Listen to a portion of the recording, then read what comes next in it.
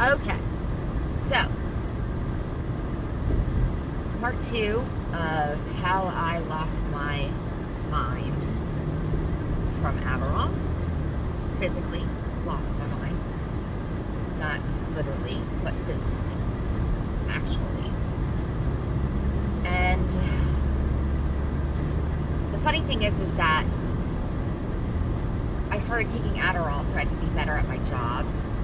And that's the reason why I made a switch from that company. Fired me, I left, whatever. So let that be a lesson to you all. It's a lesson to me.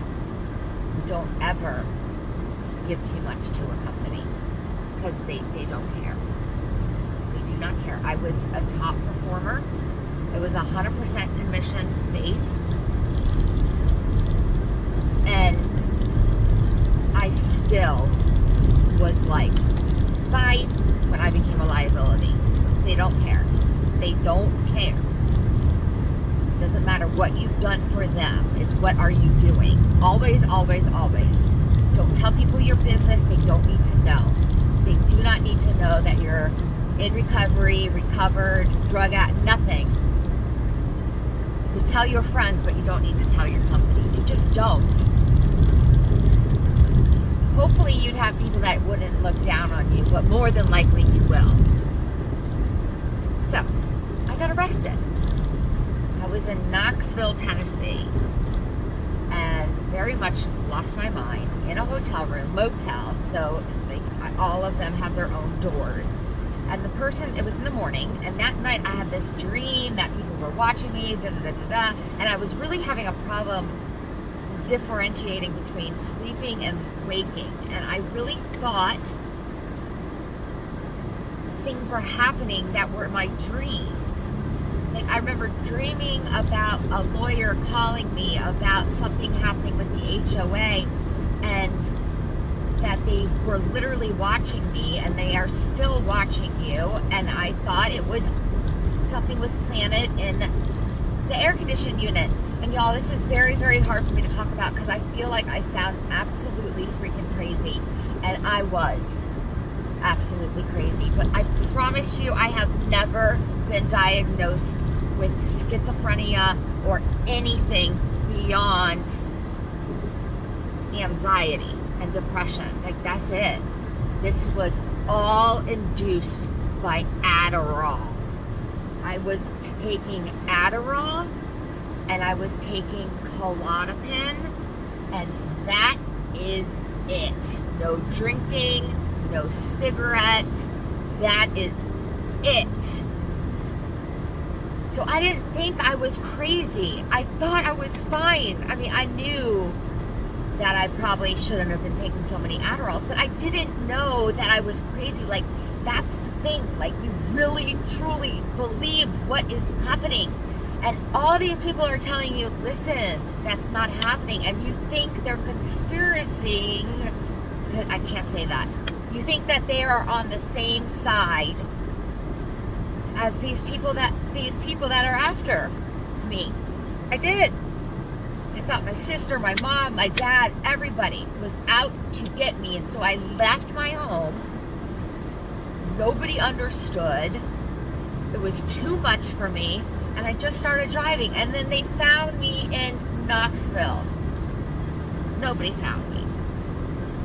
The cops found me. They took my dog to the Humane Society. And they brought me to... I remember it took like 4 cops to keep me down. I was probably 120 pounds, 5'5". And it took like 4 cops. They tased me. I don't remember feeling the tase. Like, I was like, is there different levels of taser? Like, it's crazy what I went through. So embarrassing. So anyways, I was like, is there different levels of being tased? Because, like, I didn't feel it. I was so effed up from Adderall. I was like, and Klonopins, like, I didn't even feel that. Like, I still to this day think maybe they didn't tase me. I remember them saying, I'm going to tase her. Because they were trying to hold me down. I'm going to tase her because she won't. Because I was like, what are these people? I thought they were fake cops. Y'all. So they brought me to the hospital, and the doctor said to me, you have to be selling all these Adderalls. Because they pulled them up, all the prescriptions that I was filling. Are you taking all? Because of course I tried to get them to prescribe it to me too. Of course I did. The reason why I'm acting this way is because I'm out of my medication. Out of your medication? We've pulled your medication history, and it's alarming. We're not prescribing you any more medication. And if you didn't treat the police the way, and they said, do you think you need help? And I said, no, I don't need help. So if I said yes, they would have taken me to help. Instead, they took me to the jail. So I went into the jail because, I didn't need help. Wish I would have said yes, because I had never been arrested before. I really thought I was on Dr. Phil. Listen, y'all. Lost it. And I was in this, tank, whatever they call it, with a whole bunch of other people, and explaining to these people that this is not real. These people thought I was crazy, but, they were all crazy, too, so it was okay. I didn't have anybody's phone number. I was in a different state. Nobody knew where I was. And by the grace of God, a bail bondsman bailed my ass out, because they didn't want to do that because it's different states.